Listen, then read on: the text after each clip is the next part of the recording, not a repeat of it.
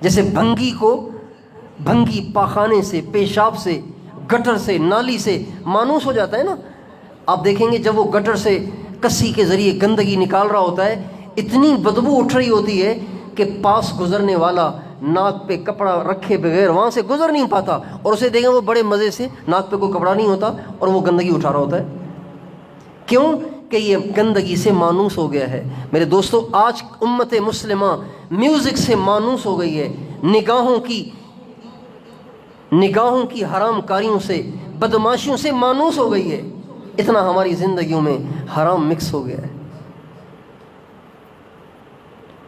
غیبت اتنی عام ہو گئی ہے کہ دیندار طبقہ بھی اس سے بچا ہوا نہیں ہے، مدرسوں والے بھی اس سے بچے ہوئے نہیں ہیں، مسجدوں والے بھی اس سے بچے ہوئے نہیں ہیں، مرکزوں والے بھی اس سے بچے ہوئے نہیں ہیں. عمومی طور پر غیبت کا ماحول بن گیا ہے. عورتیں عورتوں میں غیبت کر رہی ہیں، مرد مردوں میں غیبت کر رہے ہیں، دیندار بھی ایک دوسرے کی.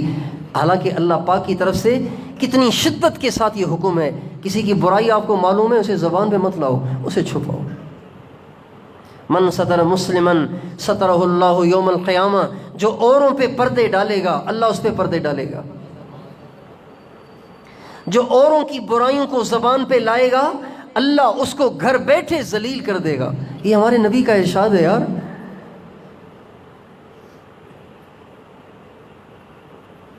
امام صاحب نے قرات لمبی کر لی، سلام پھیرنے کے بعد 4 مقتدی آپس میں بیٹھ کے کہیں گے یار بڑا عجیب امام ہے یار، اس کو اڑانا چاہیے، اتنی لمبی قرات کر لیتا ہے، اور اس کے اندر یہ عیب ہے، یہ عیب ہے، یہ عیب ہے. مسجد کے اندر بھی یہ کام ہوتے ہیں.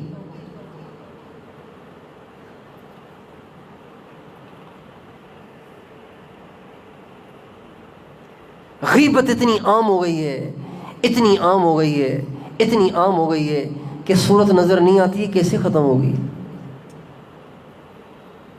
اور جو غیبت، جہاں غیبت ہوتی ہے اس کا لازمی نتیجہ دلوں کا پھٹنا ہے. غیبت کا لازمی نتیجہ کیا ہے سب بتائیں؟ دلوں کا پھٹنا. جس گھر میں غیبت ہوگی اس گھر والوں کے دل پھٹ کے رہیں گے. جس دفتر میں ہوگی ان دفتر والوں کے دل پھٹ کے رہیں گے. جس مسجد میں ہوگی اس مسجد کی کمیٹی، اس مسجد کا امام، اس مسجد کے مقتدی، ان کے دل پھٹ کے رہیں گے. جہاں بھی غیبت ہوگی وہاں کے دل پھٹیں گے. آج کتنے دل پھٹے ہوئے ہیں.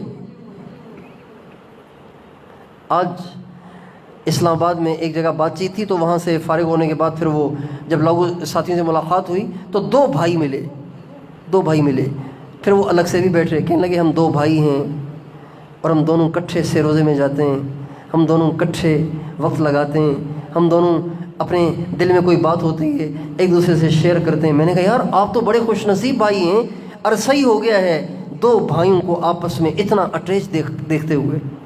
عرصہ ہی ہو گیا ہے کہ 2 بھائی آپس میں اتنے گہرے ہوں کہ اندر کی بات ایک دوسرے سے کہہ پاتے ہوں، اور اپنے دل کا دکھڑا ایک دوسرے کو سنا سکتے ہوں، اور ایک دوسرے کے ہمدرد اور خیر خواہ بنے ہوئے ہوں، ایک دوسرے کے لیے دست و بازو بنے ہوئے ہوں. عرصہ ہی ہو گیا ہے ایسے بھائیوں کو دیکھے ہوئے.